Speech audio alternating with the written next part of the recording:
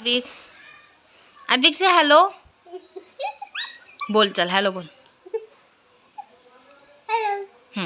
अद्विकला स्कूलमध्ये hello. Advik Saturday Monday Tuesday स्कूलला गेला नव्हता, तर ॲब्सेंट होमवर्क दिलाय. कर्सिव सी, कर्सिव ए, कर्सिव डी, कर्सिव जी, कर्सिव जे अँड कर्सिव क्यू आहे आय थिंक. क्यू. तर अद्विक आता ॲब्सेंट होमवर्क 3 दिवसाचा कंप्लीट करतोय. आणि आजचा हिंदीचा होमवर्क आहे. हे बघा, स्वर पहचान कर चित्र बनाव.